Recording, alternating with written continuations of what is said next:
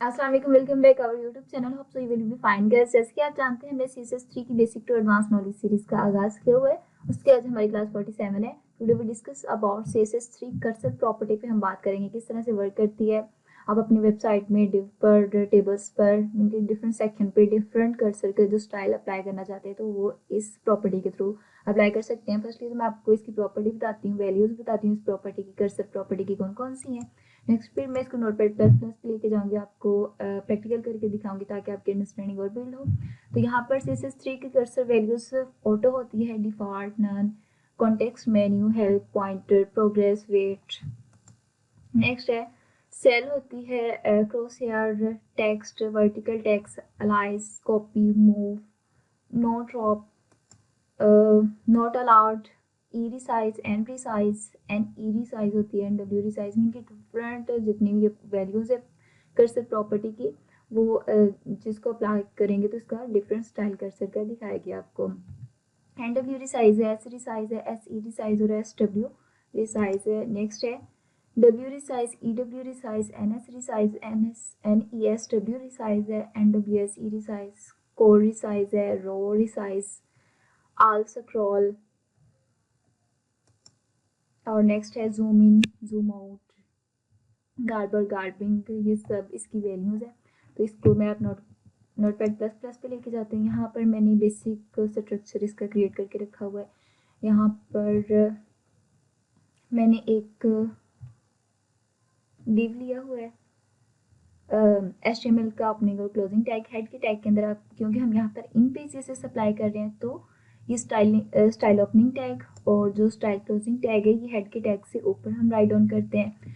यहाँ पर हमने CSS अप्लाई बॉडी के टैग पे अप्लाई किया है, फॉन्ट फैमिली, वर्दाना और एरियल। टेक्स्ट ये वाला जो हमने लिया हुआ है, यहाँ पर एक आईडी ली है टेक्स्ट, मैंने ऑलरेडी आपको बताया हुआ है कि इसके ऊपर हम हैश यूज़ करते हैं। और यहाँ पर हमने एक टेक्स्ट के अंदर एक H3 हेडिंग दी है, इसके ऊपर CSS cursor property write down किया हुआ है। और इस वाली जो डिव है, ये वाला हमारा डिव, इसके ऊपर जो हमने आईडी टेक्स्ट लिया उसको हमने बैकग्राउंड 3 पिक्सल सॉलिड ग्रीन दिया हुआ, बैकग्राउंड इसको गोल्ड दिया हुआ है, टेक्स्ट अलाइन सेंटर किया हुआ है, विड्थ इसको 450 पिक्सल और हाइट 450 पिक्सल दी हुई है। अब मैं इस फाइल को सेव करती हूँ कर्सर प्रॉपर्टी के नाम से। सेव करेंगे हम नोटपैड प्लस प्लस में ऑलरेडी HTML बेसिक के अंदर जो HTML बेसिक का फोल्डर बनाया डेस्कटॉप के ऊपर, उसके अंदर हम इसको सेव करेंगे। कर्सर प्रॉपर्टी राइट डाउन कर लेते हैं, .html, और इसको हम HTML बेसिक के फोल्डर में सेव करेंगे। तो ये सेव हो चुकी है। अभी मैं आपको दिखाती हूँ। HTML बेसिक का फोल्डर हम ओपन करेंगे, यहाँ पर जाकर डेस्कटॉप पे पड़ा हुआ है। यहाँ पे हम चेक करेंगे कहाँ पे हमारा ये प्रॉपर्टी जो भी फाइल क्रिएट की कहाँ पे है। तो ये हमें मिल गई है कर्सर प्रॉपर्टी के नाम से। तो यहाँ पर हम डबल क्लिक करेंगे तो अभी मैं आपको दिखाती हूँ, अभी हमने इसके ऊपर कर्सर प्रॉपर्टी का कुछ भी अप्लाई नहीं किया तो ये हमें इस तरह से नज़र आ रहा है। मीन कि इसके ऊपर अभी हमें कर्सर का जो स्टाइल है वो अप्लाई नहीं किया, तो ये इस तरह से हमें नज़र आ रहा है। अगर मैं इसके ऊपर अप्लाई करती हूँ, यहाँ पर जाकर कर्सर राइट डाउन करेंगे,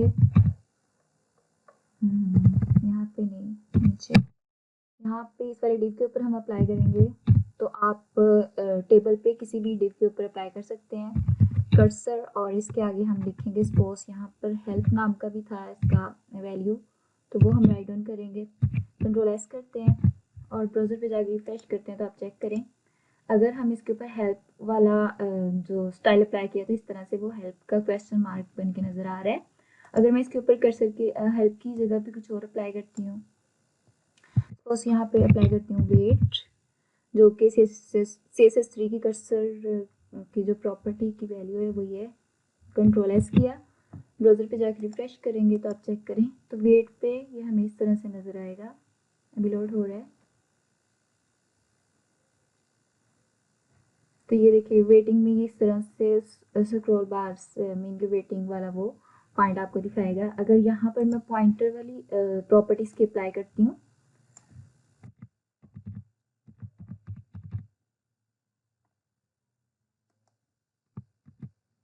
कंट्रोल एस किया और ब्राउज़र पे जाके रिफ्रेश करते हैं तो आप चेक करें तो ये पॉइंटर वाला एज लाइक हैंड बन के नज़र आ रहा है। ये देखें। इसी तरह से आप डिफरेंट अप्लाई कर सकते हैं। अगर हम इसके ऊपर डिफ़ॉल्ट अप्लाई करते हैं तो जो इसका डिफ़ॉल्ट मीन के बाय डिफ़ॉल्ट जो इसकी वैल्यू वो हमें नजर आएगी। कंट्रोल एस किया और ब्राउज़र पे जाकर रिफ्रेश करते हैं तो आप चेक करें मीन की डिफ़ॉल्ट में ये हमें एक कर्सर इस तरह से नज़र आता है।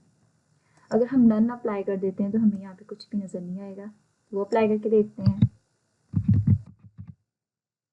कंट्रोल एस किया, ब्राउज़र पे जाकर रिफ्रेश करते हैं तो आप चेक करें नन में हमें ये कुछ भी नज़र नहीं आ रहा।